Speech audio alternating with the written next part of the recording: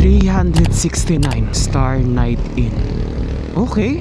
Ito yung Marsman, the legendary Marsman noon. Netflix, YouTube, free wifi. Okay, let's check kung anong meron dito. Star Night Inn, Netflix. Wow, may mga sariling parking. Ma'am, excuse me po, mag-check-in po sana. Mag-isa lang po. Pasok tayo dito. Dito ka muna. Okay, Star Night Inn. Alright. Room 11. This is the old Marsman, guys, and it is my first time. Room 11. The moment of truth.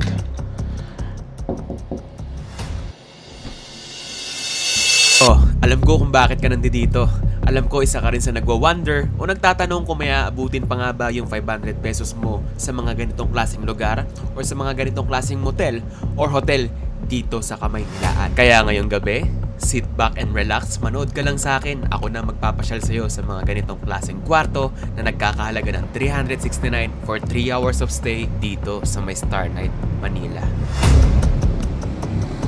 369 Star Night Inn. Okay. Ito yung Marsman, the legendary Marsman noon. Netflix, YouTube, free wifi for only 369. Bakit walang oras yung 369, no? 749, 12 hours. 1,999, 24 hours. Baka random yung 369, no? Star Night Inn, parking. Okay. Second Avenue siya, guys, malapit sa may Baliwag. Okay, let's check kung anong meron dito. Star Night Inn, Netflix. Wow, may mga sariling parking. Ma'am, excuse me po, mag-check-in po sana. Mag-isa lang po. Sa totoo lang, this is my first time ata or second time or napakabilang lang sa kamay ko na mayroon tayong ni-review na motel na pinahubad pa sa atin ang face mask natin or ang bonnet natin at ang helmet natin for verification lang. Just to clarify, may mga hotel or motel tayo na napupuntahan na no need nang maghubad ng kahit helmet pasok hanggang loob. Kailangan ng ID dito kapag pumapasok kayo and then bayad agad. Kaya nagtanggal tayo ng helmet, pasok tayo dito. Room 11, Star Night Inn. Okay. Dito ka muna. Okay, Star Night Inn. Maluwag yung parking. Kasya ang sedan. SUV, van, I think. Ingatan lang sa pagpapark. Room 11. This is the old Marsman, guys. And it is my first time napapasok dito. Okay. Room 11. The moment of truth.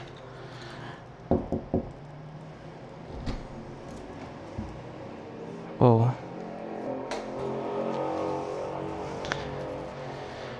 Okay.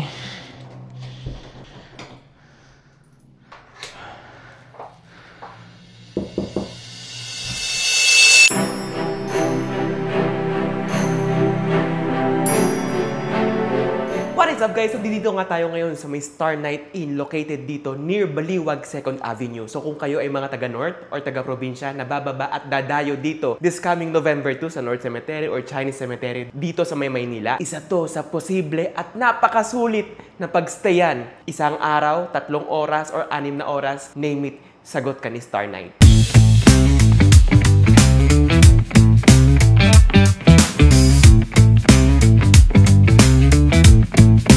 Bago natin umpisahan to ulit itong review natin sa mga motel, paalala ko lang sa inyo, meron nga pala tayong ulit na 4 na category na hihimay-himayin natin when it comes to reviewing a motel. Una, syempre yung pricing niya. Pangalawa is yung quality ng service na kung saan pagpasok nyo, kamusta ba yung pag-aalalay sa inyo, kamusta ba yung servisyo na ibinibigay sa inyo nung mismong motel or hotel na pupuntahan natin. Pangatlo, syempre yung cleanliness. Kung gaano kalinis natin nadatnan yung kwarto, kung ano yung amoy, ano yung maaabutan natin mga kumot o gaano kalinis yung mga kamang madadatnan natin dito sa mga motel na pinapasok natin. Pang-apat, ito ang pinakamahalaga sa mga vlog ko. Sa mga tagapakinig natin dyan, alam niyo yan, vibe o ambience ng mismong kwarto na mga pinapasukan natin dahil alam natin hindi lahat nakakatakot, hindi lahat homey vibe, iba-iba sila ng bitaw sa mga vibes natin or sa mga pakiramdam natin. Dahil na natin dito sa may presyo, guys, sa halagang 365 pesos, ito ang madadatnan nyo. Tingnan nyo.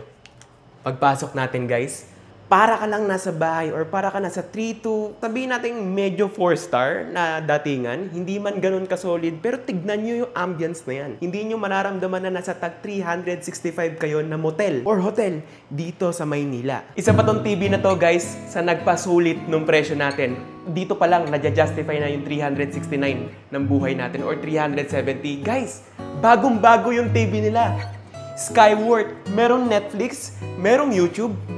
Kung may kasama kang bebe dito or may kasama kang pamilya, hindi kayo mababorin dito guys. Tingnan nyo naman, Star Night all the way. Skyward, ang ganda guys, bagong-bago. Tingnan nyo naman, may scotch tape pa.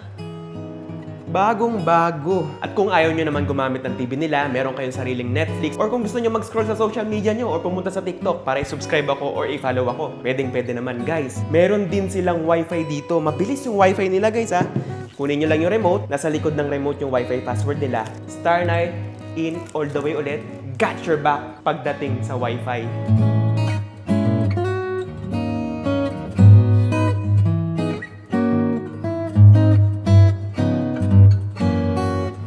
Tatanungin niyo naman ako, no? Ilang minutes na tayo? By the way, guys, ha? Time check lang. Time check, guys. It's 11 PM na ng gabi. Dito sa Pilipinas, dito sa Manila. Ilang minutes na ako nandito. Naka-jacket ako, ha? Naka-jacket ako. Hindi na ako nagubad para madali na lang pag-alis natin. Wala naman akong balak magtagal or ubusin itong oras natin dito. I just want to review this motel. Ilang araw ko nang nadadaanan to, pero bagong bukas lang to, ha? Ilang minutes na ako dito, but still, oo, mainit dahil galing ako sa labas, pero yung aircon niya.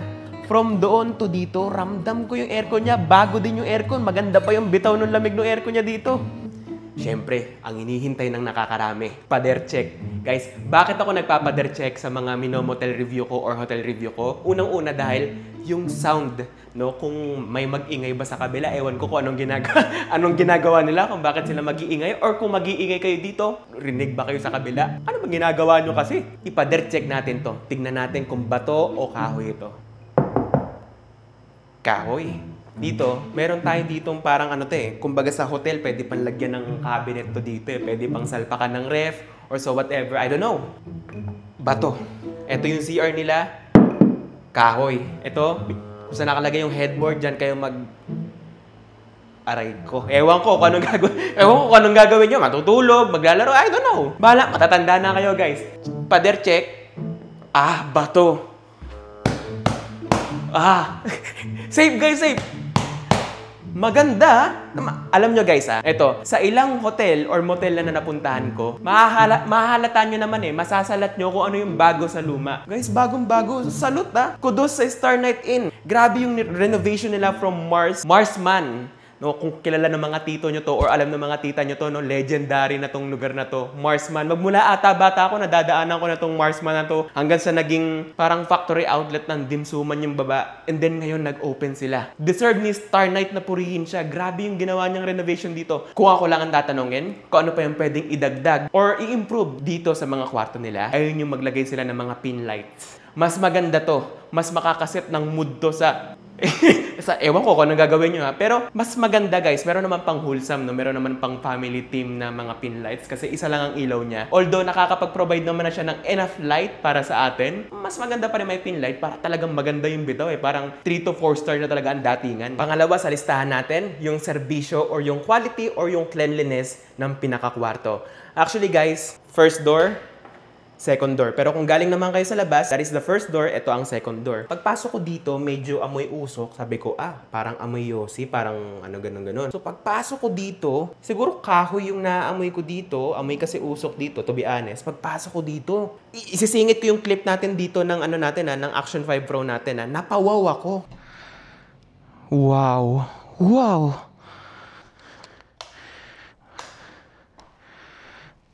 Wow, guys, look at that! Kasi ang ganda ng kwarto.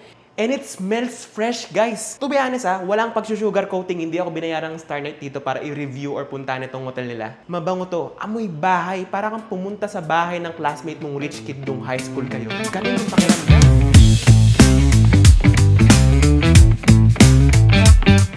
Siyempre, isa din to sa mga hinihintay ng mga subscribers natin or followers natin. Guys, sa mga ka-J channel ko dyan, CR check. Guys, CR check. Yan tayo. Makikita nyo. Mag-isa lang tayo guys. Wala tayong kasama or kung anong sino man ha. First impression ko dito sa CR nila. Bagong-bago guys. Paano ko napansin? Hindi pa nga burado guys yung mga mga terang ano bang tawag dito sa semento na nilalagay sa tiles? Ayun, may mga sobra-sobra pa oh. Hindi ko pa na-check itong tubig.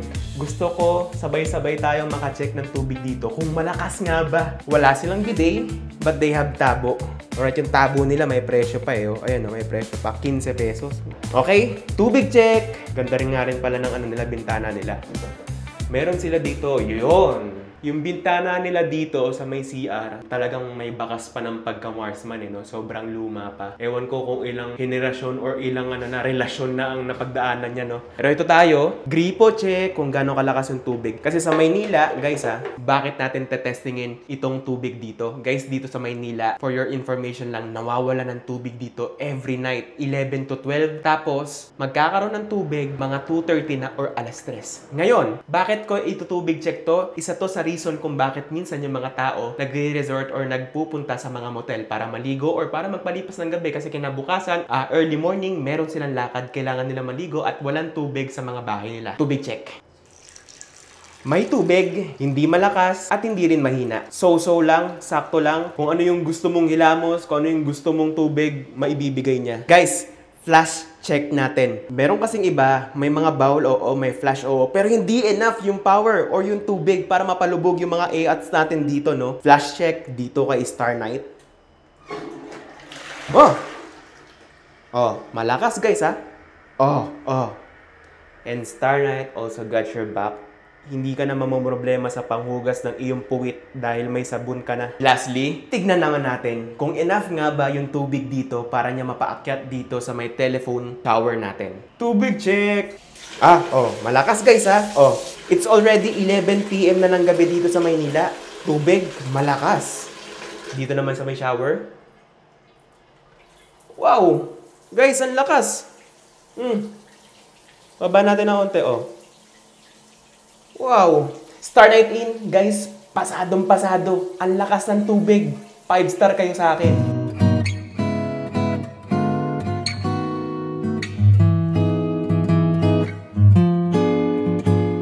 Nandito na tayo sa isa pang exciting part, kumot check. Bakit ako nagkukumot check, guys? Kasi merong doubt sa ating mga nagche-check-in or mga pumupunta dito na hindi naman pinapalitan yung mga kumot kasi hindi naman nagamit. Well, that is a myth, no? Myth.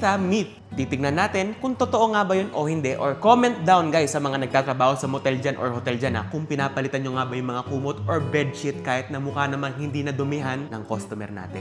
Kumot number 1. Maganda yung kumot nila. Ito yung mga nasa Shopee guys, oh. Okay. This is a kumot. Amoy check.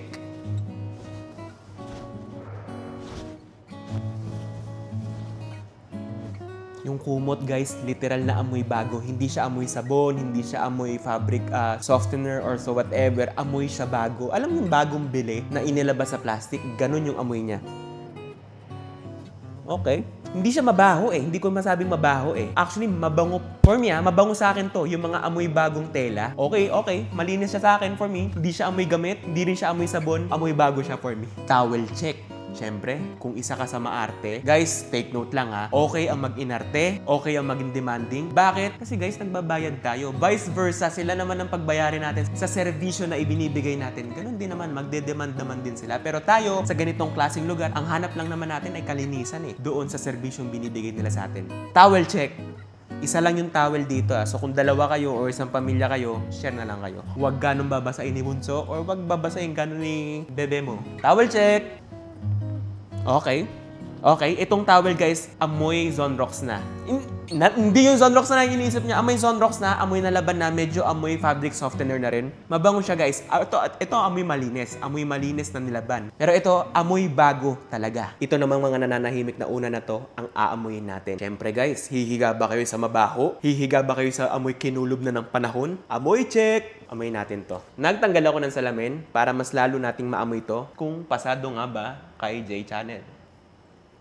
Okay? Mabango siya, amoy bago siya, amoy hindi pa naman pinaglumaan ng panahon, pinagkupasan ng mga tito at tita nyo. Pangalawang unan check. Ito lang ang napansin ko, may mga lints na or may mga himulmul na. I don't know kung saan galing yan, pero amoy natin. Don't judge the book by its cover, pero unan to. Amoy natin. Dito sa part na to, may something off ako na amoy. To be honest guys hindi naman siya something mabaho. I think natuyulan to sa may hanger na so ewan. Pero hindi siya amoy mabango Hindi rin siya amoy mabaho. Nasa borderline siya. Okay? Okay.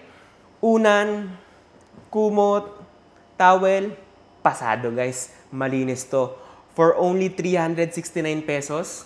Kung ano yung mga nakita nyo dito at dinatnan ko dito, i-expect nyo, yan din ang dadatnan nyo pag pumunta kayo dito kay Star Night Inn. Tayo. Vlog. Dito naman tayo sa may ambience mga ka-J Channel. Kung tatanungin nyo ko if it's giving you creepy vibe or so whatever. Guys, actually, magiging totoo ako sa inyo, no? Hindi ako sponsored or hindi ako binayaran, hindi ako pinapunta ni Star Night dito, hindi sila nag-message or hindi nila ako in-invite dito or so whatnot, whatsoever. Pumunta ako dito, nagbayad ako. Pagpasok ko dito, maganda yung kwarto. Bagong-bago siya, very evident, kahit hindi mo tanungin, kahit hindi mo salatin, or kahit mapadaan ka lang dito, mapacheck-in ka dito. Kahit hindi mo tanungin, bago lang ba to? Uy, bago lang ba to? Hindi. Mapapansin yung bago to. Guys, kasi pagpasok nyo, amoy pintura. Yun nga, dito nga, amoy kahoy pa Hindi siya yung parang nakakatakot. Hindi siya yung parang nakakabother na parang may kakatok bigla, may papasok bigla, or so whatever. One thing that I noticed lang dito sa pag-i-stay natin is yung ingay sa labas. Along the way kasi siya papunta ng Fifth Avenue at ilalim siya ng LRT. May mga biyaheng jeep sa labas. Kung pupunta nga pala kayo dito, sumakay kayo ng pamonumento na e-jeep or jeep or even bus pa Baliwag, or kung galing naman kayong North EDSA, or basta parteng North na bababa dito sa may Baliwag, tumawid lang kayo ng Baliwag Station, makikita nyo na tong Star Night Inn. Okay siya sa akin, para ka lang pumasok sa bahay ng rich kid mong kaklase nung high school, ganun yung vibe niya. Maganda yung kama, maganda yung CR, at mas lalo maganda to. For me na Gen Z guys, napakahalaga ng ganitong klaseng TV. Bakit? Kasi kapag ayaw ko nang malobat yung cellphone ko, wala akong charger, and at the same time gusto ko pa rin i-entertain yung sarili ko, gusto ko magpatulog, hindi ako makatulog kapag walang cellphone or walang pinanonood guys. They have smart TV. Siguro 32 inches to. Look at that. Etong lahat ng nakita nyo ngayong gabi dito sa akin sa vlog na to, this is just for only 369 pesos for 3 hours dito sa may Star Night Inn. Time check, it's 11:31 PM gabi. Pa-check out na tayo. Star Night Inn, for me, this is 9 out of 10 for me. Ang ganda niya. Take note, ang lakas ng aircon. Yang liit ng aircon na yan, abot hanggang dito yung lamig. Okay na okay. Solid to para sa akin. Okay, labas na tayo.